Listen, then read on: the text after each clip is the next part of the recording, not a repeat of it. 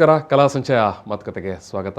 ಇವತ್ತಿನ ನಮ್ಮ ಅತಿಥಿ ಪಾರ್ಥ ಸಾರಥಿ, ಜೊತೆಗೆ ಪಾಪ್ಯುಲರ್ಲಿ ನೋನ್ ಆಸ್ ಪಾರ್ಥ. ನಾನು ಪಾರ್ಥ ಅವರನ್ನು ಈ ಒಂದು ಮಾತುಕತೆಗೆ ಪ್ರೀತಿಯಿಂದ ಸ್ವಾಗತ ಮಾಡ್ತಿದ್ದೇನೆ. ಸರ್ ನಮಸ್ಕಾರ. ನಮಸ್ಕಾರ ಸರ್. ಪಾರ್ಥ ಅವರು ರಂಗಭೂಮಿ ಮತ್ತು ಸಿನಿಮಾ ಕ್ಷೇತ್ರದಲ್ಲಿ ತನ್ನನ್ನು ತೊಡಗಿಸಿಕೊಂಡಿರೋರು. ಸುದೀರ್ಘಕಾಲ ರಂಗಭೂಮಿಯಲ್ಲಿ ಕಾರ್ಯನಿರ್ವಹಿಸಿ ಈಗಂತೂ ಪೂರ್ತಿಯಾಗಿ ಸಿನಿಮಾ ಕ್ಷೇತ್ರದಲ್ಲಿ ತುಂಬ ಬ್ಯುಸಿಯಾಗಿರುವಂಥವರು. ಅವರು ಸಿನಿಮಾದಲ್ಲಿ ನಟ, ಜೊತೆಗೆ ಅಸೋಸಿಯೇಟ್ ಡೈರೆಕ್ಟರಾಗಿ, ಆರ್ಟ್ ಡೈರೆಕ್ಟರಾಗಿ ಕಾರ್ಯನಿರ್ವಹಿಸಿದ್ದಾರೆ. ಒಂಥರ ಸಿನಿಮಾದ ಎಲ್ಲ ಆಯಾಮಗಳನ್ನು ಕೂಡ ಅಥವಾ ಆಯಾಮಗಳನ್ನು ತಿಳ್ಕೊಂಡವರು, ಜೊತೆಗೆ ಅದರಲ್ಲಿ ಒಂದು ಪ್ರಾವೀಣ್ಯತೆಯನ್ನು ಸಾಧಿಸಿದವರು ಪಾರ್ಥ ಅವರು ಇವಾಗ ಅವ್ರದ್ದು ಜಿಗರ್ ಅನ್ನುವಂಥ ಮೂವಿ ನಡೀತಾ ಉಂಟು. ಅದರಲ್ಲಿ ಅವರು ಆ್ಯಕ್ಟ್ ಮಾಡ್ತಾ ಇದ್ದಾರೆ. ಅವರ ಮೊದಲ ಸಿನಿಮಾ ಜಸ್ಟ್ ಪಾಸ್ ಆದರೂ ಕೂಡ ಅಲ್ಲಿಂದ ಮಾತ್ರ ಡಿಸ್ಟಿಂಕ್ಷನಲ್ಲಿ ಅವರು ಹೋಗ್ತಾ ಇದ್ದಾರೆ. ಅನಂತರ ಅವ್ರದ್ದು ಲಾಸ್ಟ್ ಬಸ್ ಅನ್ನುವಂಥ ಸಿನಿಮಾ, ಅದು ತಮಿಳಲ್ಲೂ ಬಂದಿದೆ, ಕನ್ನಡದಲ್ಲೂ. ಈ ಸಂಭಾಷಣೆ, ನಿರಂತರ, 5G, ಅಮೃತ ಅಪಾರ್ಟ್ಮೆಂಟ್, ಇವೆಲ್ಲ ಅವರಿಗೆ ತುಂಬ ಹೆಸರು ತಂದುಕೊಟ್ಟಂಥ ಸಿನಿಮಾಗಳು. ರಂಗಭೂಮಿ, ರಂಗನಿರಂತರ ಅನ್ನುವಂಥ ತಂಡ, ಅದು ಕರ್ನಾಟಕದ ರಂಗಭೂಮಿಯ ದಿಗ್ಗಜ CGK ಅವರ ನೇತೃತ್ವದ ರಂಗನಿರಂತರ ತಂಡದಲ್ಲಿ ಅವರು ತನ್ನನ್ನು ತೊಡಗಿಸಿಕೊಂಡವರು. ಇವತ್ತಿಗೆ ಕೂಡ ರಂಗಭೂಮಿ ಜೊತೆಗೆ ನಂಟು ಹೊಂದಿರುವವರು. ಇವತ್ತು ಈ ಒಂದು ಮಾತುಕತೆ ಸಂದರ್ಭದಲ್ಲಿ ಅವರ ರಂಗಭೂಮಿಯ ಪಯಣ, ಅಲ್ಲಿ ಆ ಒಂದು ರಂಗಭೂಮಿಯ ಬದುಕು ಯಾವ ರೀತಿ ಇತ್ತು, ಅಲ್ಲಿ ಕಲಿತಂಥ ವಿಚಾರಗಳು, ಮತ್ತು ಇವತ್ತಿನ ಸಂದರ್ಭದಲ್ಲಿ ಅವರು ಸಿನಿಮಾದಲ್ಲಿ ತನ್ನನ್ನು ತೊಡಗಿಸಿಕೊಂಡ ವಿಚಾರ, ಎಲ್ಲ ವಿಚಾರಗಳನ್ನು ನಮ್ಮ ಜೊತೆಗೆ ಮಾತಾಡಲಿಕ್ಕಿದ್ದಾರೆ. ಎಸ್ ಪಾರ್ಥ ಅವರೇ, ನಾನು ತೀರ ಮೊದಲಿಗೆ ಕೇಳುವಂಥ ಪ್ರಶ್ನೆ, ನೀವು ರಂಗಭೂಮಿಯಲ್ಲಿ ಕೂಡ ತೊಡಗಿಸಿಕೊಂಡವರಾಗಿದ್ದರಿಂದ ನಿಮಗೆ ಈ ಕ್ಷಣಕ್ಕೆ ತುಂಬ ಖುಷಿ ಕೊಡುವಂಥದ್ದು ರಂಗಭೂಮಿನೋ ಅಲ್ಲ ಸಿನಿಮಾನೋ? ರಂಗಭೂಮಿ ಒಂದು ಶಾಲೆ ಇದ್ದಂಗೆ. ಶಾಲೆ. ಓಕೆ. ಅಲ್ಲಿ ಏನಂತಂದ್ರೆ ನಮ್ಗೆ ಎಷ್ಟೇ ಬ್ಯುಸಿ ವರ್ಕ್ ಇದ್ರೂ ಆ್ಯಕ್ಚುಲಿ ರಂಗಭೂಮಿ ಬಿಟ್ಟು ಬೇರೆ ವರ್ಕ್ ಮಾಡ್ತಿದ್ವಿ. ಸೊ ನಮ್ಮದು ಬೇರೆ ವರ್ಕು ಮತ್ತು ಬಿಸ್ನೆಸ್ ಇರ್ಬೋದು. ಸೊ ಆ ಟೈಮಲ್ಲಿ ನಮಗೇನೋ ಬಂದಿಲ್ಲ, ನಮಗೇನೋ ಕಮಿಟ್ಮೆಂಟು, ಆ ಟೆನ್ಷನಲ್ಲಿ. ಸೊ ಇಲ್ಲಿ ಬಂದಾಗ ರಂಗಭೂಮಿ ತಾಲೀಮಿಗೆ ಬಂದಾಗ ಸಾಯಂಕಾಲ 5 ಗಂಟೆ ಬರ್ತೀವಿ. ಸೊ ಬಂದಾಗ ನಿರ್ದೇಶಕರು ಹೇಳ್ತಾರೆ, ಯಾರು ಫೋನ್ ತೆಗಿಬಾರ್ದು, ಸೊ ನಿಮ್ಮ ಹೊರಗಿನ ಚಟುವಟಿಕೆಗಳನ್ನ ಬದಿಗಿಟ್ಟು ನೀವು ಕೆಲಸ ಮಾಡಬೇಕು ಅಂತ. ಅದು ಒಂದು ಸ್ಟಾರ್ಟಿಂಗಲ್ಲಿ 1-2 ದಿನ ಕೆಲಸ ಕಷ್ಟ ಆದರೂ ಫೋನ್ ಸ್ವಿಚ್ ಆಫ್ ಮಾಡಿ ಸೈಲೆಂಟ್ ಮಾಡಿಟ್ಟಾಗ ಒಂದು 3 ಅವರ್ಸ್ ರಿಹರ್ಸಲ್ ಏನಿದೆಯಲ್ಲ, ಹೌದು. ಸೊ ಅದು ಬೇರೆ ಲೋಕ ಅಂತಂದ್ರೆ ನಾವು ಶಾಲೆಗೆ ಹೋಗ್ಬೇಕಾದ್ರೆ 5th ಇಂದ ನಾವೇನು ಹೈಸ್ಕೂಲ್ವರೆಗೂ ಬರ್ತೀವಿ, ಆ ಒಂದು ಫೀಲ್ ಸಿಗುತ್ತೆ. ಸೊ ಎಲ್ಲ ಮರೆತು ಮತ್ತೆ ಯಾವುದೇ ಟೆನ್ಷನ್ ಇರಲ್ಲ, ಆ ಒಂದು ಲೋಕಕ್ಕೆ ಹೋಗ್ತೀವಿ. ಆ ರಂಗಭೂಮಿ, ಆ ಶಕ್ತಿ ಇದೆ ರಂಗಭೂಮಿಗೆ. ಓಕೆ. ಅದು ಆ ಥರ ಒಂದು ವೈಬ್ರೇಷನ್ ಯಾವತ್ತೂ ಕೂಡ ಇರುತ್ತೆ. ಅದು ಯಾವತ್ತಿರುತ್ತೆ. ರಂಗಭೂಮಿ ಅಂತ ಹೆಸರು ಹೇಳ್ತಿದ್ದಾಗೇ ಆ ವೈಬ್ರೇಷನ್ ಬಂದ್ಬಿಡುತ್ತೆ. ಎಸ್ ಪಾರ್ಥ ಅವರೇ, ನಿಮಗೆ ರಂಗಭೂಮಿಯ ಬಗ್ಗೆ ಒಲವು ಅದು ಯಾವತ್ತಿನಿಂದ ಆರಂಭವಾಯಿತು? ಅಂದರೆ ಯಾರಾದರೂ ಮನೆಯಲ್ಲಿ ಗಾಡ್ ಫಾದರ್ಗಳಿದ್ದರಾ, ಅಥವಾ ಯಾವ ಹಿನ್ನೆಲೆಯಿಂದ ನೀವು ತೊಡಗಿಸಿಕೊಳ್ಳಿಕ್ಕೆ ಸಾಧ್ಯ ಆಯಿತು? ಅದು ಶಾಲೆನೋ ಕಾಲೇಜೋ ಹೆಂಗೆ? ರಂಗಭೂಮಿಗೆ ನಮಗೆ ಸ್ವಲ್ಪ ಹಿನ್ನೆಲೆ ಇದೆ. ನಮ್ಮ ತಂದೆಯವರು ಕೂಡ ರಂಗಭೂಮಿ ಕಲಾವಿದರು. ಹಾಗೆ ರಕ್ತಗತವಾಗಿ ಬಂದಿದೆ. ಅವರು ರಂಗಭೂಮಿ ಕಲಾವಿದರು. ಬಟ್ ನನಗೆ ಅಂಥ ಸಂದರ್ಭದಲ್ಲಿ ನಮಗೆ ಯಾವುದೇ ಅದಕ್ಕೆ ಆಸಕ್ತಿ ಬಂದಿರಲಿಲ್ಲ. ನನಗೆ ಆಸಕ್ತಿ ಬಂದಿದ್ದು ಯಾವಾಗ ಅಂತಂದರೆ ಸಿನಿಮಾಗಳು ನೋಡ್ತಾ ಬರ್ತಿತ್ತು. ಸೊ ಆಮೇಲೆ 1-2 ನಾಟಕಗಳನ್ನ ನೋಡಿದ್ವಿ. ಸಿನಿಮಾಗಿಂತ ನಾಟಕಗಳು ನೋಡಿದಾಗ, ಲೈವ್ ಆಗಿ ನಾಟಕಗಳು ನೋಡಿದಾಗ. ಎಲ್ಲಿ ನೋಡಿದ್ರಿ ಸರ್? ಅದು ಮೊದಲ ನಾಟಕಗಳನ್ನು ಶಾಲೆಯಲ್ಲಿ ನೋಡಿದ್ರ, ಕಾಲೇಜಲ್ಲೋ ಅಥವಾ ಹೊರಗಡೆನೋ ಹೆಂಗೆ? ಇಲ್ಲ, ನಮ್ಮ ಹಳ್ಳಿಗಳಲ್ಲಿ ನಾಟಕ ತಂಡಗಳು ಬರ್ತಾರೆ, ಕಂಪನಿ ನಾಟಕಗಳು. ಅಲ್ಲಿ ಅಷ್ಟು ಇನ್ಸ್ಪೈರ್ ಆಗಲಿಲ್ಲ. 1-2 ಬಾರಿ ಬೆಂಗಳೂರು ಕಲಾಕ್ಷೇತ್ರಗಳಲ್ಲಿ, ಬೇರೆ ಏಡಿ ರಂಗಮಂದಿರ ಅಂತ ಬರುತ್ತೆ, ಇಂಥ ಕ್ಷೇತ್ರಗಳಲ್ಲಿ ನಾಟಕಗಳನ್ನ ನೋಡಿದಾಗ ಅವಾಗ ನಮ್ಗೆ ಸ್ವಲ್ಪ ಆಸಕ್ತಿ ಬಂತು. ಇಲ್ಲ, ನಾಟಕಗಳು ತೊಡಗಿಸ್ಕೋಬೇಕು, 1-2 ದಿನ ನೋಡೋಣ ಏನನ್ಸುತ್ತೆ ಅಂತ ಸ್ವಲ್ಪ ಹೋಗಿ ಇಣುಕಿ ನೋಡೋಣ ಅಂತ ಹೋಗಿದ್ದೆ ಅಷ್ಟೇ. ಅದು ಹಾಗೆ ರಂಗಭೂಮಿ ಅಟ್ರಾಕ್ಟ್. ಅದು ಆವಾಗ ಸಾಮಾನ್ಯ ಎಷ್ಟು ಏಜ್ ಇರ್ಬೋದು ಸರ್ ನಿಮಗೆ? ನನಗೆ ಒಂದು 24-25 ಇರ್ಬೋದು. ಸೊ ಆ ಏಜಲ್ಲಿ ನಾನು ರಂಗಭೂಮಿಗೆ ಪ್ರವೇಶ ಆಕರ್ಷಣೆ ಉಂಟಾಯಿತು. ಎಸ್, ಮೊದಲಿಗೆ ಯಾವ ರೀತಿಯ ನಿಮ್ಮ ಒಂದು ಎಂಟ್ರಿ? ಅಂದರೆ ಫಸ್ಟ್ ನಾವು ಹೋದಾಗ ಅಲ್ಲಿ ನಿರ್ದೇಶಕರು ಇಲ್ಲ ತಂಡ, ಏನು ಮಾಡ್ತೀಯಪ್ಪ ನೀನು, ರಂಗಭೂಮಿಗೆ ಯಾಕೆ ಬಂದಿದೆಯಾ, ಏನಾಗಬೇಕು ಅಂತಿದೆಯಾ, ನೀನು ಸಿನಿಮಾ ನಟನಾಗಬೇಕು ಅಂತ ಇದೆಯಾ, ಇಲ್ಲ ಏನಾಗಬೇಕು ನಿರ್ದೇಶಕನಾಗಬೇಕು ಅಂತ ಇದೆಯಾ. ಅಲ್ಲಿ ಬಂದವ್ರೆಲ್ಲ ಒಂದು ನನಗಿಂತ ಮುಂಚೆ ಬಂದವ್ರಿಗೆ, ಇಲ್ಲ ನಾನು ಸಿನಿಮಾ ಆ್ಯಕ್ಟರ್ ಆಗಬೇಕು ಅಂತ ಇದ್ದೀನಿ, ನಾನು ಸಿನಿಮಾ ಡೈರೆಕ್ಟರ್ ಆಗಬೇಕು ಅಂತ ಇದ್ದೀನಿ, ಹಾಗಿದ್ರೆ ನಮಗೆ ರಂಗಭೂಮಿನಲ್ಲಿ ಪ್ರವೇಶ ಇಲ್ಲಪ್ಪ, ನಿಮಗೆ ನಿಮ್ಮ ಸಿನಿಮಾಕ್ಕೆ ರಿಜೆಕ್ಟ್ ಮಾಡಿ. ಅಂದರೆ ರಂಗಭೂಮಿನಲ್ಲಿ ಉದ್ದೇಶ ಇಲ್ಲದೆ ಹೋಗಬೇಕು. ನಮಗೆ ಮುಂದೆ ನಾನು ಏನಾಗಬೇಕು ಅಂತ ಆಗಲ್ಲ. ನಾವು ರಂಗಭೂಮಿ ನಮ್ಮನ್ನು ಏನು ಮಾಡಬೇಕು ಅಂತ ರಂಗಭೂಮಿ ನಿರ್ಧಾರ ಮಾಡುತ್ತೆ, ನಾವು ನಿರ್ಧಾರ ಮಾಡೋಕ್ಕಾಗಲ್ಲ. ಅದೊಂದು ಎಕ್ಸ್ಪೆರಿಮೆಂಟ್ ಮಾಡುವಂಥ ಒಂದು ಪ್ರಯೋಗಶಾಲೆ ಅದು. ಪ್ರಯೋಗಶಾಲೆ ಅಲ್ಲಿ ಹೋದಾಗ ನಿರ್ದೇಶಕರಾಗ್ಬೋದು, ರಂಗಭೂಮಿ ಆಗ್ಬೋದು, ನಾನು ಆ್ಯಕ್ಟರ್ ಆಗಬೇಕಾ, ನಿರ್ದೇಶಕನಾಗಬೇಕಾ, ಇಲ್ಲ ಅಂತಂದರೆ ಬೇರೆ ಟೆಕ್ನಿಕಲ್ ಆಗಿ ಟೋಟಲ್ ನಿಮ್ಮ ಪೊಟೆನ್ಷಿಯಲ್ ಅಲ್ಲಿ ಗೊತ್ತಾಗುತ್ತೆ, ಅದು ಗೊತ್ತಾಗುತ್ತೆ. ನಿಮ್ಮನ್ನು ತೊಡಗಿಸಿಕೊಂಡು ಹೋದಂಗೆನೆ ಅಲ್ಲಿ ಏನು ಮಾಡ್ತಾರೆ, ಪ್ರತಿಯೊಂದು ಕೆಲಸದಲ್ಲಿ ತೊಡಗಿಸ್ತಾರೆ. ಆ್ಯಸ್ ಆ್ಯಕ್ಟರ್ ಅಂತಂದರೆ ರಂಗಭೂಮಿನಲ್ಲಿ ನೀನು ಆ್ಯಕ್ಟ್ ಮಾಡಪ್ಪ ಅಷ್ಟು ಮಾತ್ರ ತೊಡಗಿಸಲ್ಲ. ಒಳೆ ಕೂಡ ಹೊಡಿಬೇಕಲ್ಲಿ, ಒಳೆ ಹೊಡಿಬೇಕು, ಕಸ ಹೊಡಿಬೇಕು. ಹೆಂಗೆ ಹೊಡಿತೀಯ ಕಸ ಹೊಡಿ ನೋಡು. ಕಸ ಹೊಡೆದಿಲ್ಲ ಅಂತಂದರೆ ಒಂದು ಕಸ ಹೊಡಿಯೋ ಪಾತ್ರ ಮಾಡಿ ಹೆಂಗೆ ಮಾಡ್ತೀಯ. ಸೊ ಇರುತ್ತೆ, ಒಂದು ಸಾಮಾಜಿಕ ನಾಟಕ ಆಗ್ಬೋದು, ಇನ್ನೊಂದು ನಾಟಕ ಆಗ್ಬೋದು, ಅಲ್ಲೊಂದು ಪಾತ್ರ ಬಂದಾಗ, ಒಂದು ಸೀನ್ ಬಂದಾಗ ಅಲ್ಲಿ ಕಸ ಹೊಡಿಬೇಕಾಗುತ್ತೆ. ಸೊ ಹಂಗಿದ್ದಾಗ ನಾವು ಪ್ರತಿಯೊಂದು ಕೆಲಸ ಮಾಡಲೇಬೇಕು, ಒಂದು ಮೊಳೆ ಹೊಡಿಯೋ ಕೆಲಸ ಮಾಡಬೇಕಾಗುತ್ತೆ. ಅವಾಗೇನಾಗುತ್ತೆ, ನಾವು ಶಾಲೆಯಲ್ಲಿ ಕಲಿದೇ ಇದ್ದದ್ದು, ಮನೆಯಲ್ಲಿ ನಮ್ಮ ಅಪ್ಪ ಅಮ್ಮನ ಒಂದು ಸಲಿಗೆಯಿಂದ ನಾವು ಕಲಿದೇ ಇದ್ದದ್ದು ನಾವು ಮಾಡಲ್ಲ, ಅಪ್ಪ ಅಮ್ಮ ಹೇಳಿದ್ರೆ ಮಾಡಲ್ಲ, ಹೋಗಿ ನಾವು ಮಾಡಲ್ಲ ಅಂತ. ಸೊ ಇಲ್ಲಿ ಏನಾಗುತ್ತೆ, ಪ್ರತಿಯೊಂದು ಕೆಲಸ ಮಾಡಬೇಕಾಗತ್ತೆ, ಅದನ್ನು ತರಬೇತಿಯಿಂದ ಮಾಡ್ತೀವಿ. ಆವಾಗ ನಮಗೆ ನಿಜವಾದ ತರಬೇತಿ ಶಾಲೆ, ಜೀವನ ತರಬೇತಿ ಶಾಲೆ. ಜೀವನ ತರಬೇತಿ ಶಾಲೆ. ಬರೀ ನಾಟಕ ಬರೀ ನಾಟಕ ಅಲ್ಲ, ಅದು ಜೀವನ ನಾಟಕ. ಅಲ್ಲಿ ನಾವು ಏನು ಆಚೆ ಕಡೆ ಬಿಸ್ನೆಸ್ ಮಾಡಿದ್ದೀನಿ, ನಾನೇನೋ ವರ್ಕ್ ಮಾಡ್ತೀನಿ, ಒಂದು ಪೊಸಿಷನ್ ಇದ್ದೀನಿ ಅಲ್ಲ, ರಂಗಭೂಮಿಗೆ ಬಂದರೆ ನೀನು ಅದೇ, ನೀನು ಮೊಳೆ ಹೊಡಿಲೇಬೇಕಾಗತ್ತೆ. ಸೊ ಅವಾಗ ಏನಾಗುತ್ತೆ, ನಾನು ಮೇಲರಿಮೆ ಕೀಳರಿಮೆ ಹೊರಟೋಗುತ್ತೆ. ಸೊ ಎಲ್ಲರೂ ಒಂದೇ, ಅದೊಂದು ಸಮಾನತೆ ಬರೋವರೆಗೂ ಆ ಕೆಲಸ ಮಾಡ್ತೀವಿ. ಎಸ್. ಯಾವ ನಾಟಕದಲ್ಲಿ ನೀವು ಮೊದಲಾಗಿ ತೊಡಗಿಸಿಕೊಂಡ್ರಿ ಸರ್? ನಾನು ನಾಗಮಂಡಲ ಅಂತ ಒಂದು ನಾಟಕ, ಗಿರೀಶ್ ಕಾರ್ನಾಡರದು. ಹಾಂ, ಅದು ನಮ್ಮ ಈ ಕಡೆ ಯಾವುದು ನಮ್ಮ ಮಲೆನಾಡಿನ ಕತೆ, ಮಲೆನಾಡು ಕಡೆ ನಡೆಯುವಂಥ ಸ್ಟೋರಿಗಳು. ಸೊ ಆ ನಾಟಕದಲ್ಲಿ ನನ್ನ ತೊಡಗಿಸ್ಕೊಂಡೆ. ಅಲ್ಲಿ ನಾನು ಫಸ್ಟ್ ಪ್ರವೇಶ ಆದಾಗ ನನಗೆ ಅವರು ಒಂದು ಸಣ್ಣ ಪಾತ್ರ ಮಾಡಿದೆ. ಅದು ಓಕೆ, ಅದು ಹಂಗೇ ಹೋಗ್ತಿತ್ತು. ಅದಾದಮೇಲೆ ನಾಗಮಂಡಲ ಅಂತ ಒಂದು ಮಾಡಿದ್ವಿ. ನಾಗಮಂಡಲ ಅಲ್ಲ, ನಾಗರಬೆತ್ತ ಅಂತ ಒಂದು ನಾಟಕ. ಅದರಲ್ಲಿ ಒಂದು ಸೈನಿಕನ ಪಾತ್ರ ಮಾಡಿದೆ. ಸೈನಿಕನ ಪಾತ್ರ ಮಾಡಬೇಕಾದ್ರೆ ಏನು ಸೈನಿಕನ ಪಾತ್ರ ಮಾಡ್ಬೋದಲ್ಲ, ಒಂದು ಅದು ಬರ್ಜಿ ಬರುತ್ತೆ, ಆರಂಭದ ಸೀನ್ನಿಂದ ಕೊನೆಯ ಸೀನ್ ತನಕ ಇರಬೇಕು. ಒಂದು ಕೆಲವೊಂದು ಕಡೆ ಅದು ಬೇರೆ ಬೇರೆ ಇರುತ್ತೆ. ಆದರೆ ಅಲ್ಲಿ ರಿಹರ್ಸಲ್ ಮಾಡೋದು ಬೇರೆ. ನಾವು ಸ್ಟೇಜ್ ಮೇಲೆ ಆಡಿಯನ್ಸ್ ಎಲ್ಲ ಕೂತಿದ್ದಾಗ ಜನಗಳನ್ನ ನೋಡಿ ಅದು ಏನಾಗುತ್ತೆ, ಬರ್ಜಿ ನಿಂತಿರಲ್ಲ, ಅದು ಶೇಕ್ ಆಗ್ತಿರುತ್ತೆ.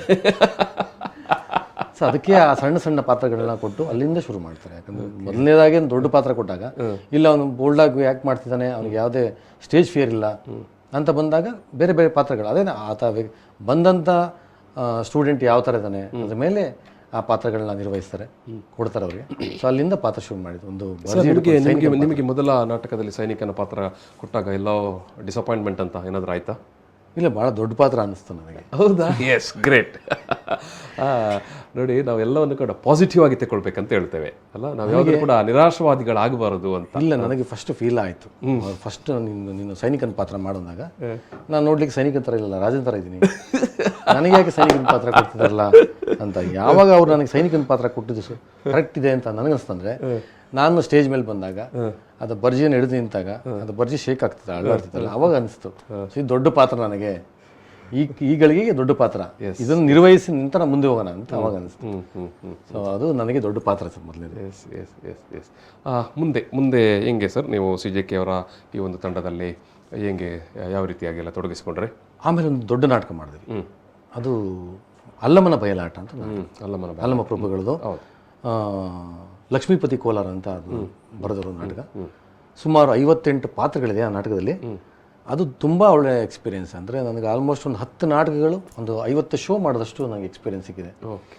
ಏನಾಗ್ತಿದೆ ಅಂತಂದರೆ, ಈಗ ನಮಗೆ ನಾವು ಸ್ಟೇಜಲ್ಲಿ ನಾಟಕ ಮಾಡ್ತೀವಿ, ಆಡಿಯನ್ಸ್ ಕೂತ್ಕೊಂಡು ನೋಡ್ತಾರೆ, ಅವ್ರಿಗೆ ಅಷ್ಟು ಮಾತ್ರ ಗೊತ್ತಿರುತ್ತೆ. ನಾವು ಪರದೆ ಹಿಂದೆಗಡೆ ಏನು ನಾವು ರಿಹರ್ಸಲ್ ಮಾಡಬೇಕಾದ್ರೆ 58 ಪಾತ್ರಗಳು ರಿಹರ್ಸಲ್ ಮಾಡಿಸ್ಬೇಕು. ಹೌದು, ನಿರ್ದೇಶಕರಿಗೆ. ಹೌದು, ಅದು ಸುರೇಶ್ ಹಾನಗಳ್ಳಿ ಅಂತ ಬರ್ತಾರೆ, ಅವರು ನ್ಯಾಷನಲ್ ಡೈರೆಕ್ಟರು. NSD ಅಲ್ಲಿ ತರಬೇತಿದಾರರಿಂದ ನಿರ್ದೇಶಕರು, ಹೆಸರಾಂತ ನಾಟಕ ನಿರ್ದೇಶಕರು. ಅವರು ಈ ನಾಟಕನ ನಿರ್ದೇಶನ ಮಾಡ್ತಾರೆ. ಅವರು ನಿರ್ದೇಶನ ಮಾಡೋ ಆ ಶೈಲಿ ಭಾಳ ದೊಡ್ಡದು, ಭಾಳ ಸ್ಟ್ರಿಕ್ಟು, ಮಿಲಿಟರಿ ಸಿಸ್ಟಮ್ ಇರುತ್ತೆ ಅವರ ನಿರ್ದೇಶನ. ಅವರ ಒಂದು ಪ್ರತಿಯೊಂದು ಬದ್ಧತೆ ಏನಿದೆ ಅದನ್ನು ಅದೇ ಥರ ಅಲ್ಲಿ ಕಲ್ತ್ಕೊಂಡ್ಬಂದ್ವಿ. ಸೊ ಅದಾದಮೇಲೆ ನೆಕ್ಸ್ಟ್ ಅವ್ರಿಗೇನು ಕಾರಣಾಂತರದಿಂದ ಮಧ್ಯೆ ಬಿಟ್ಟು ಹೋಗ್ತಾರೆ. ರಾಮಕೃಷ್ಣ ಅಂತ ಒಬ್ರು ಬರ್ತಾರೆ. ಸೊ ಒಂದು ಶೋ ಸ್ಟಾರ್ಟ್ ಆಗುತ್ತೆ, ಶೋ ಮಾಡ್ತೀವಿ. ಮಧ್ಯ ಏನಾಗುತ್ತೆ ಅಂದರೆ, ಸ್ವಲ್ಪ ಇದು ಕಾಮಿಡಿ ಅನ್ಕೋಬೋದು, ಇಲ್ಲ ವ್ಯವಸ್ಥೆ ನಾಟಕದಲ್ಲಿ ಅವ್ಯವಸ್ಥೆ ಆಗ್ಬೋದು. 58 ಪಾತ್ರಗಳು ರಿಹರ್ಸಲ್ ಮಾಡ್ತೀವಿ. ನಾಟಕದ ಕೊನೆಯ ದಿನವರೆಗೂ ರಿಹರ್ಸಲ್ ಬರ್ತಾರೆ. ಆಮೇಲೆ ನಾಟಕದ ಇನ್ನೊಂದು 1 ಗಂಟೆ 2 ಗಂಟೆ ಇದ್ದಾಗ ಶೋ ಸ್ಟಾರ್ಟ್ ಆಗಿದ್ದೆಲ್ಲ ಮೇಕಪ್ ಮಾಡ್ತಿದ್ವಿ. ಆಮೇಲೆ ಕಾಸ್ಟ್ಯೂಮ್ ಹಾಕೊಂಡಿರ್ತೀವಿ, ಇಬ್ಬರು ಬರಲ್ಲ, ಓಹ್ 3 ಜನ ಬರಲ್ಲ. ರೀಸನ್ ಅವ್ರದ್ದೇ ರೀಸನ್ನು, ನನಗೇನೋ ಸಮಸ್ಯೆ ಆಯಿತು, ಗಾಡಿ ಇಲ್ಲ, ಇನ್ನೊಂದಿಲ್ಲ ಮತ್ತೊಂದಿಲ್ಲ ಅಂತ. ಸೊ ಅವಾಗ ಏನಾಗ್ತಿತ್ತು ಅಂದ್ರೆ ನಾವು ಎಷ್ಟು ಪಾತ್ರದಲ್ಲಿ ಇನ್ವಾಲ್ವ್ ಆಗ್ತಿದ್ವಿ ಅಂತಂದರೆ, ಇವತ್ತು ಒಂದು ಸಿನಿಮಾ ಜಿಗರ್ ಅಂತ ನಡೀತಾ ಇದೆ. ಆ ಚಿತ್ರದ ನಾಯಕ ನನ್ನ ಸ್ನೇಹಿತ ಪ್ರವೀಣ್ ತೇಜ್ ಅಂತ. ಸೊ ನಾವೆಲ್ಲ ರಂಗಭೂಮಿ ಕಲಾವಿದರು. ನಾವೇನು ಮಾಡ್ತಿದ್ವಿ, ಒಂದು ನಾಟಕ ಅಂತ ಬಂದಾಗ ಒಂದು ಪುಸ್ತಕ ಅದೇನಿದೆ ಆ ಸ್ಕ್ರಿಪ್ಟ್ ಕಂಪ್ಲೀಟ್ ಓದ್ತಿದ್ವಿ, ಪ್ರತಿಯೊಂದು ಪಾತ್ರನೂ ಓದಿ ಅದನ್ನು ಕಂಪ್ಲೀಟ್ ಅರ್ಥ ಮಾಡ್ಕೊತಿದ್ವಿ. ಡೈಲಾಗ್ ಕೂಡ ಎಲ್ಲಾ ಪಾತ್ರಧಾರಿಗೂ ಗೊತ್ತಿರುತ್ತೆ. ಯಾಕಂದ್ರೆ 1 ತಿಂಗಳು 2 ತಿಂಗಳು ರಿಹರ್ಸಲ್ ಮಾಡಿದಾಗ ನಾನು ಬರ್ತೀನಿ ಸರ್, ಆ ವಿಚಾರಕ್ಕೆ ಬರ್ತೀನಿ. ಅದು ಹಿಂಗೆ ಏನು ಕ್ಲೈಮ್ಯಾಕ್ಸ್ ಏನು ಅಂತ ಆಮೇಲೆ ನೋಡೋಣ. ನಾವು ಸಣ್ಣ ಒಂದು ಬ್ರೇಕ್ ತಗೊಳ್ಳೋ. ವೀಕ್ಷಕರೇ, ಒಂದು ಸಣ್ಣ ಒಂದು ಬ್ರೇಕ್ ತಗೊಳ್ತೀವಿ ಒಂದು ಮಾತುಕತೆಯಲ್ಲಿ. ಆ ಬ್ರೇಕಿನ ಬಳಿಕ ಮತ್ತೆ ನಾವು ಈ ಒಂದು ಮಾತುಕತೆಯನ್ನು ಪಾರ್ಥ ಅವರ ಜೊತೆಗಿನ ಮಾತುಕತೆಯನ್ನು ಮುಂದುವರಿಸ್ತೇವೆ.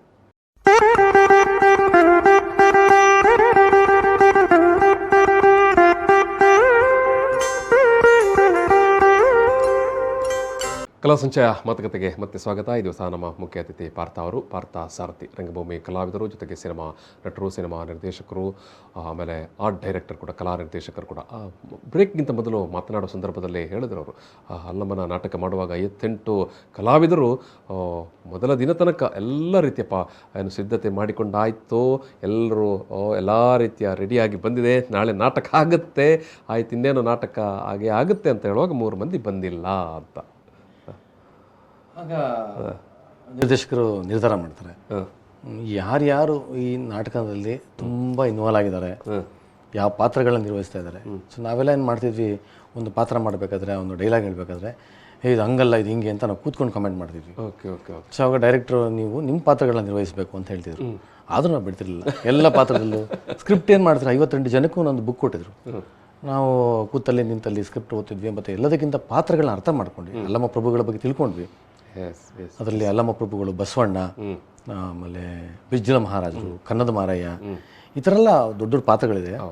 ಅದು ಸ್ಕ್ರಿಪ್ಟ್ ಓದಿದಾಗ ನಮ್ಮನ್ನ ಒಳಗಡೆ ಹೇಳ್ಕೊಂಡೋಗಿ 12ನೇ ಶತಮಾನದ ಚಳವಳಿ ಈ ಥರ ಅಂತ. ಸೊ ಹಂಗಿದ್ದಾಗ ಎಲ್ಲ ಪಾತ್ರಗಳು ನಮಗೆ ಕರಗತ ಆಗಿತ್ತು.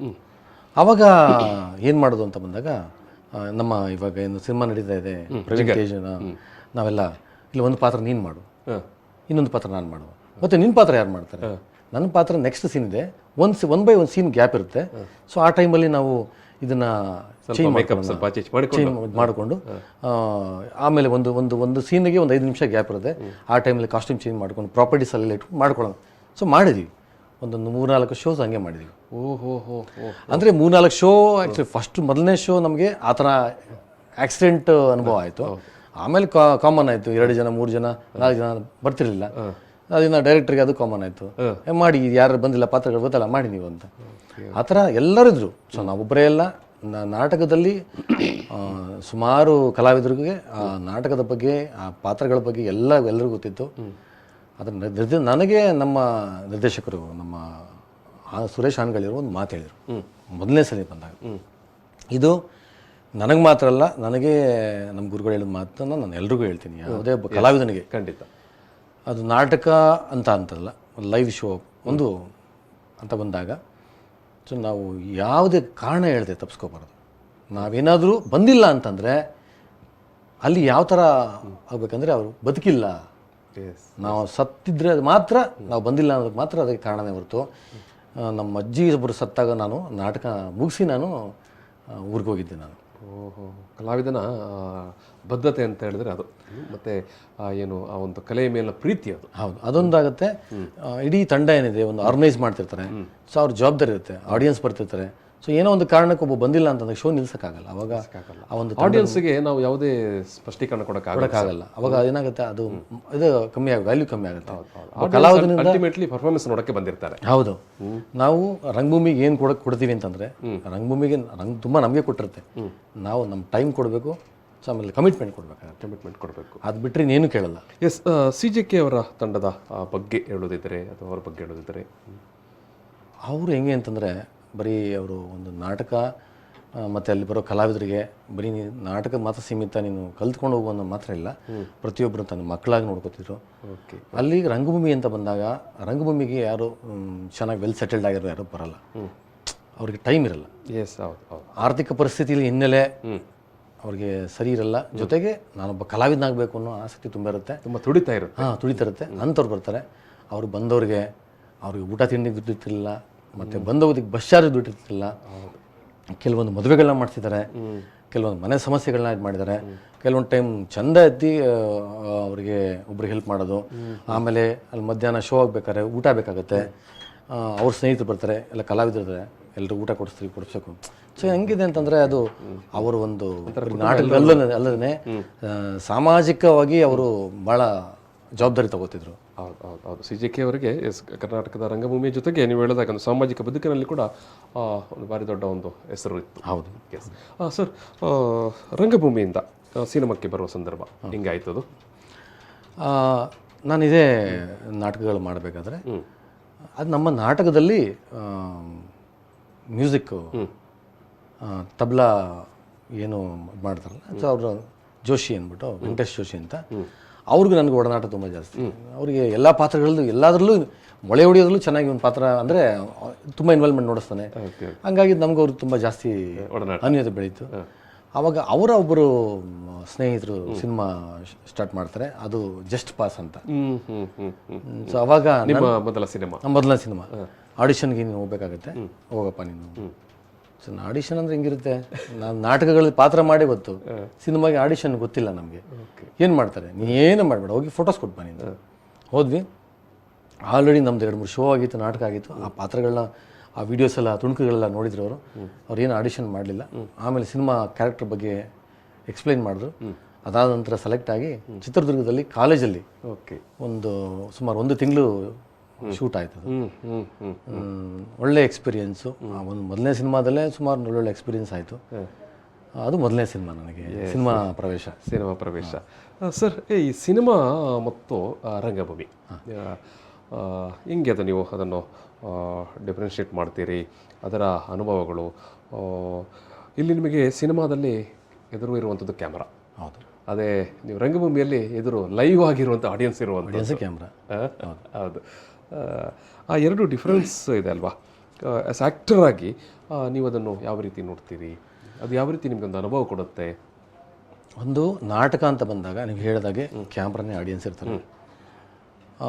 ಅಲ್ಲಿ ನಾವು ಯಾವುದೇ ತಪ್ಪುಗಳನ್ನ ನಾವು ಮಾಡಲಿಕ್ಕೆ ಅವಕಾಶ ಇರಬಾರ್ದು. ಏನಾಗುತ್ತೆ ಅಂತಂದಾಗ, ಈಗ ಸಿನಿಮಾ ಏನಾಗುತ್ತೆ, ನಾವು ತಪ್ಪು ಮಾಡಿದ್ರೆ 10 ಸಲ ತಪ್ಪು ಮಾಡಿದ್ರೆ ಕಟ್ ಮಾಡಿ ಮತ್ತೆ ರೀಟೇಕ್ ಮಾಡ್ಬೋದು. ಲೈವ್ ಶೋ ಅಂತ ಬಂದಾಗ, ನಾಟಕ ಆಗ್ಬೋದು, ಇನ್ನೊಂದು ಲೈವ್ ಶೋ ಆಗ್ಬೋದು, ಅಲ್ಲಿ ನಮಗೆ ಇನ್ನೊಂದು ಅವಕಾಶ ಇರಲ್ಲ. ನಮಗೆ ಸಿಕ್ಕಿದ ಮೊದಲನೇ ಅವಕಾಶ. ಅಷ್ಟು ಜನ ಆಡಿಯನ್ಸ್ ಇರ್ತಾರೆ. ನಮ್ಗೆ ಕೊಟ್ಟಿರೋ ಪಾತ್ರ, ಅದು ಚಪ್ಪಲಿ ಹೊಲಿಯೋ ಪಾತ್ರ ಆಗಲಿ, ಕಸ ಹೊಲಿಯೋ ಪಾತ್ರ ಆಗಲಿ, ಯಾವುದು ರಾಜನ ಪಾತ್ರ ಆಗಿರಲಿ, ಅಲ್ಲಿ ಕೊಟ್ಟಾಗ ನಾವು ಆಡಿಯನ್ಸ್ನ ಯಾವುದೇ ಕಾರಣಕ್ಕೂ ನಾವು ಗಮನಕ್ಕೆ ಇಟ್ಕೋಬಾರ್ದು. ನಾವು ರಾಜ, ನಾನು ಅರಮನೆಯಲ್ಲಿ ಕೂತಿದ್ದೀನಿ, ಇಲ್ಲ ನಾನೊಬ್ಬ ಮಂತ್ರಿ ಇದ್ದೀನಿ, ಇಲ್ಲ ನಾನೊಬ್ಬ ಬಡವ ಇದ್ದೀನಿ, ಆ ಪಾತ್ರದಲ್ಲಿ ಮಾತ್ರನೇ ಇರ್ಬೇಕು. ನಾವು ಪಾತ್ರದಲ್ಲಿ ಪರಕಾಯ ಪ್ರವೇಶ ಮಾಡಿಕೊಂಡಾಗ ನಮಗೆ ಯಾವುದೇ ಒಂದು ತಪ್ಪುಗಳಾಗಲಿ ಅಲ್ಲಿ ಆಗಲ್ಲ. ಆಮೇಲೆ ನಾಟಕಕ್ಕೂ ಸಿನಿಮಾಗೂ ಕೆಲವೊಂದು ವ್ಯತ್ಯಾಸಗಳಿರುತ್ತೆ. ಈ ಆಡಿಯನ್ಸ್ ಕೂತಿರ್ತಾರೆ, ಕೊನೆ ಲಾಸ್ಟ್ ಬೆಂಚಲ್ಲಿ ಕೂತಿರೋ ಆಡಿಯನ್ಸ್ ಇರ್ತಾರೆ. ಸೊ ಕಿಟ್ಲೆ ಕೂಡ ಮಾಡ್ತಾರೆ. ಇಲ್ಲ, ಅವ್ರಿಗೇನಾಗುತ್ತೆ, ನಾವೊಂದು ಪಾತ್ರ ಮಾಡಬೇಕಾದ್ರೆ ನಮ್ಮ ಎಕ್ಸ್ಪ್ರೆಷನ್ ಅವ್ರಿಗೆ ಕಾಣಬೇಕು ಖಂಡಿತ. ಅವ್ರಿಗೆ ಅಲ್ಲಿ ಕ್ಯಾಮ್ರಾ ಇರಲ್ಲ, ಝೂಮ್ ಮಾಡಿ ಇಲ್ಲ ಒಂದು ಸ್ಕ್ರೀನ್ ಹಾಕಿರಲ್ಲ, ಕಾಣಲ್ಲ. ಸೊ ನಮ್ಮ ಎಕ್ಸ್ಪ್ರೆಷನ್ ಅವ್ರಿಗೂ ಕಾಣಬೇಕು ಅಂತಂದರೆ ನಮ್ಮ ಎಕ್ಸ್ಪ್ರೆಷನ್ ಅಲ್ಲಿವರೆಗೂ ಥ್ರೋ ಮಾಡಬೇಕಾಗತ್ತೆ. ನಿಮ್ಮ ಮುಖ, ನಿಮ್ಮ ಕೈ, ಎಲ್ಲ ಅಂಗಿಕ ಅಭಿನಯಗಳು ಕೂಡ ರೀಚ್ ಆಗಬೇಕು. ಅದು ನಾಟಕ, ಅದು ಆಡಿಯನ್ಸ್ಗೋಸ್ಕರ. ಸಿನಿಮಾದಲ್ಲಿ ಏನಾಗುತ್ತೆ, ನಾವು ಎಲ್ಲಿ ನಿಂತಿರ್ತೀವಿ ಅಷ್ಟು ಕ್ಲೋಸಪ್ ಮಾಡ್ತಾರೆ, ಎಷ್ಟು ಶಾರ್ಟ್ ಬೇಕಾ ಕಟ್ ಮಾಡ್ತಾರೆ. ಸೊ ಅವಾಗ ಏನಾಗುತ್ತೆ, ಸಿನಿಮಾದಲ್ಲಿ ರಂಗಭೂಮಿನಲ್ಲಿ ಪಾತ್ರ ಮಾಡೋರ್ಗು ಸಿನಿಮಾಗೆ ಬಂದಾಗ ಆ ಒಂದು ಬದಲಾವಣೆ ಆಗುತ್ತೆ, ಲಿಮಿಟೇಷನ್ಸ್ ಆಗುತ್ತೆ. ರಂಗಭೂಮಿ ಕಲಾವಿದರಿಗೆ ಲಿಮಿಟೇಷನ್ಸ್ ಇಲ್ಲ, ಅದು ಅನಂತವಾದದ್ದು. ಆ ವೇದಿಕೆ ದೊಡ್ಡದಾಗಿರುತ್ತೆ, ಎಷ್ಟು ಬಳಸ್ಕೊತೀರ ಸ್ಟೇಜ್ ಅಷ್ಟು ಅದು ವಿಭಿನ್ನ ಕಾಣುತ್ತೆ. ಅದೇನಾಗುತ್ತೆ, ಕ್ಯಾಮ್ರಾ ಮುಂದೆ ಏನಾಗುತ್ತೆ, ಸೊ ಅದಕ್ಕೆ ಟೆಕ್ನಿಕಲ್ ಆಗಿ ಆ ಒಂದು ಫ್ರೇಮ್ ಒಳಗಡೆ ಇರಬೇಕಾಗುತ್ತೆ. ಸೊ ಆ ಫ್ರೇಮ್ ಒಳಗೇನೆ ಏನೇ ಪಾತ್ರ ಆ ಫೀಲ್ ಕಂಟ್ರೋಲ್ಡು. ರಂಗಭೂಮಿನಲ್ಲಿ ಕಂಟ್ರೋಲ್ ಲೆಸ್ ಆಗಿ ಮಾಡ್ಬೋದು, ಕಂಟ್ರೋಲ್ಡಾಗಿ ಮಾಡ್ಬೋದು. ಬಟ್ ಸಿನಿಮಾ ಅಂತ ಬಂದ ಕ್ಯಾಮ್ರಾದಲ್ಲಿ ಕಂಟ್ರೋಲ್ಡಾಗಿ ಆ್ಯಕ್ಟ್ ಮಾಡಬೇಕಾಗುತ್ತೆ. ಎರಡೂ ಕೂಡ ಒಂದು ಭಿನ್ನ ಸ್ವರೂಪದ ಸವಾಲುಗಳು. ಹೌದು. ಸಿನಿಮಾ ಆಗ್ಬೋದು ಮತ್ತು ರಂಗಭೂಮಿ ಆಗ್ಬೋದು, ಯಾವುದು ಏನು ಈಸಿ ಅಲ್ಲ. ಸಿನಿಮಾ, ಎಸ್, ನಿಮಗೆ ತುಂಬ ಖುಷಿ ಕೊಟ್ಟ ಸಿನಿಮಾ ಯಾವುದು ಸರ್? ನೀವು ರೋಲ್ ಮಾಡಿದ ಸಿನಿಮಾಗಳಲ್ಲಿ ಲಾಸ್ಟ್ ಬಸ್, ಜಸ್ಟ್ ಪಾಸ್, ಈ ಸಂಭಾಷಣೆ, ನಿರಂತರ, 5G, ನನಗೆ ಮೊದಲನೇ ಸಿನಿಮಾ ಜಸ್ಟ್ ಪಾಸು ಅದರಲ್ಲಿ ನನಗೆ ಸಿನಿಮಾದಲ್ಲಿ ಆ್ಯಕ್ಟ್ ಮಾಡಿದೆ ಅಂತ ಅನಿಸೇ ಇಲ್ಲ ನನಗೆ. ನಾನು ಕಾಲೇಜಿಗೆ ಹೋಗಿದ್ದ ಅನುಭವ ಅಲ್ಲಿ ಒಂದು ತಿಂಗಳು ಕಾಲೇಜಲ್ಲಿದ್ದಾಗಿತ್ತು. ಭಾಳ ಸುಮ್ಮನೆ ತುಂಬ ಚೆನ್ನಾಗಿ ಎಂಜಾಯ್ ಮಾಡಿ ಸಿನಿಮಾ ಮಾಡಿದ್ವಿ. ಆ ಸಿನಿಮಾ ಅನುಭವ ಬಂದಿಲ್ಲ ನನಗೆ.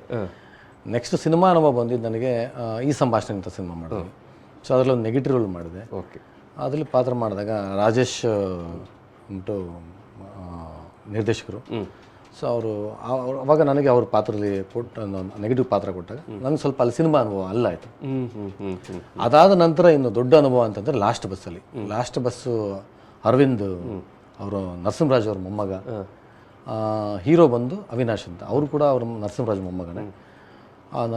ಅರವಿಂದ್ ಅವರು ನಿರ್ದೇಶಕರು, ಅವಿನಾಶ್ ಬಂದು ಆರ್ಟ್ ಡೈರೆಕ್ಟರ್ ಆ್ಯಂಡ್ ನಾಯಕ ನಟ. ನಾವು ಅದರಲ್ಲಿ ಆರ್ಟ್ ಡೈರೆಕ್ಷನ್ ಕೂಡ ವರ್ಕ್ ಮಾಡಿದ್ದೀನಿ, ಯೂನಿಟ್ ವರ್ಕ್ ಮಾಡಿದ್ದೀನಿ, ಲೈಟ್ ಬಾಯ್ ವರ್ಕ್ ಮಾಡಿದ್ದೀನಿ. ಅದರಲ್ಲಿ ಮರಗಳಲ್ಲಿ ಅದೊಂದು ಸೀನಲ್ಲಿ ಒಣಗಿರೋ ಎಲೆಗಳೆಲ್ಲ ಬಿಡುತ್ತೆ, ಮೇಲಿಂದ ಹಾಕ್ಬೇಕಾಗತ್ತೆ. ಆ ಎಲೆಗಳು ತರಬೇಕಾದ್ರೆ ಕಾಡಿಗೆ ಹೋಗಿ ಈ ಬಿದಿರು ಎಲೆಗಳು ಬರುತ್ತೆ, ಅದೆಲ್ಲ ಮರದ ಕೆಳಗಡೆ ಬಿದ್ದಿರುತ್ತೆ. ಅದನ್ನೆಲ್ಲ ಒಂದು ತೆಗೆದು ಒಂದು ಗುಡ್ಡೆ ಹಾಕಿ ಅದು ಮೂಟೆ ಹಾಕಿ ಅದನ್ನು ತೊಗೊಂಡ್ಬಂದಿದ್ವಿ.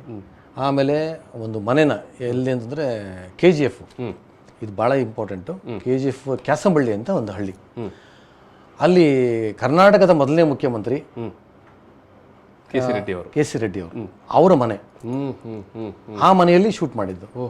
ಅದು ಅಂದರೆ ಅರಮನೆ ಥರ ಇದೆ, 400 ವರ್ಷ ಹಳೆ ಮನೆ. ಅದನ್ನು ಎಷ್ಟು ಶೋರೂಮ್ ಥರ ಮನೆ ಇಟ್ಟಿದ್ರು ಅಂದರೆ ಆ ಮನೆನ 400 ವರ್ಷ 1000 ವರ್ಷದ ಇತಿಹಾಸ ಹಿಂದಿನ ಮನೆ ಥರ ಅದನ್ನು ಕ್ರಿಯೇಟ್ ಮಾಡಿ ಅದು ಒಂದು 10 ಸಿನಿಮಾ ನನಗೆ ಅನುಭವ ನನಗಾಯಿತು.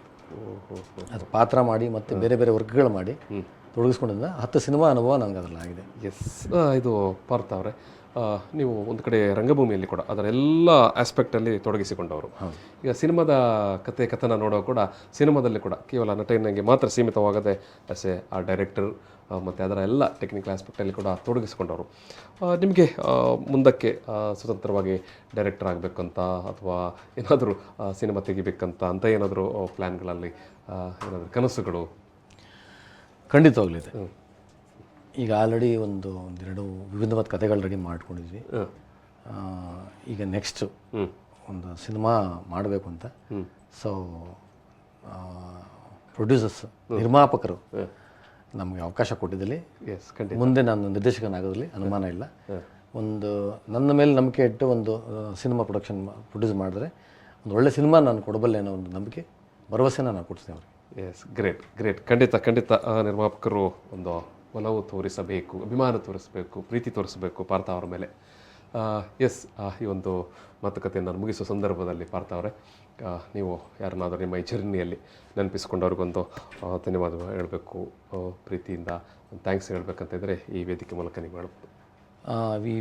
ವೇದಿಕೆ ಮುಖಾಂತರ ನಾನು ಹೇಳೋದಾದರೆ, ನಾನು ರಂಗಭೂಮಿಗೆ ಭಾಳ ನಾನು ಋಣಿಯಾಗಿರ್ತೀನಿ. ಎಸ್, ಯಾಕಂದರೆ ನಮಗೆ ಶಾಲೆಯಲ್ಲಿ ಕಲಿಯದ ಎಷ್ಟೋ ವಿಚಾರಗಳು ಅಲ್ಲಿ ಕಲ್ತಿದ್ದೀವಿ, ಮನೆಯಲ್ಲಿ ಕೂಡ ಕಲಿಯಕ್ಕಾಗದಿರೋಂಥ ವಿಚಾರಗಳು ರಂಗಭೂಮಿಲಿ ಕಲ್ತಿದ್ವಿ. ಅದು ಜೀವನ ಕೂಡ ಅಳವಡಿಸ್ಕೊಂಡಿದ್ವಿ. ಆ ರಂಗಭೂಮಿಗೆ ನಾನು ತುಂಬ ಆಭಾರಿ. ಇವತ್ತೇನಿದ್ದೀನಿ, ಇವತ್ತು ನಾನು ನಟನಾಗ್ಬೋದು, ಇಲ್ಲ ಟೆಕ್ನಿಷಿಯನ್ ಆಗ್ಬೋದು, ನಿರ್ದೇಶನ ಆಗಬೇಕು ಅಂದ್ಕೊಂಡಿದ್ದೀನಿ. ಅದಕ್ಕೆಲ್ಲ ಮೂಲ ರಂಗಭೂಮಿ. ಅದಕ್ಕೆ ನಾನು ರಂಗಭೂಮಿಗೆ ಯಾವತ್ತೂ ಚಿರುಣಿಯಾಗಿರ್ತೀನಿ. ಎಸ್, ಥ್ಯಾಂಕ್ ಯು ಪಾರ್ಥ ಅವರೇ. ತುಂಬ ನಿಮ್ಮ ನಡೆ, ನೀವು ನಡೆದು ಬಂದ ಒಂದು ಪಯಣ ಇದೆಲ್ಲ ತುಂಬ ಅದ್ಭುತವಾದಂಥದ್ದು. ಒಬ್ಬ ನಟನಾಗಿ ಅದು ಆ ರಂಗಭೂಮಿಯ ಸೆಳೆತದಿಂದ ಸಿನಿಮಾ ಮತ್ತು ಸಿನಿಮಾದಲ್ಲಿ ಮುಂದೆ ಒಂದಷ್ಟು ಕನಸುಗಳನ್ನು ಕೂಡ ಕಟ್ಟಿಕೊಂಡಿದ್ದೀರಿ. ಆ ಕನಸುಗಳೆಲ್ಲ ಈಡೇರುವಂತಾಗಬೇಕು.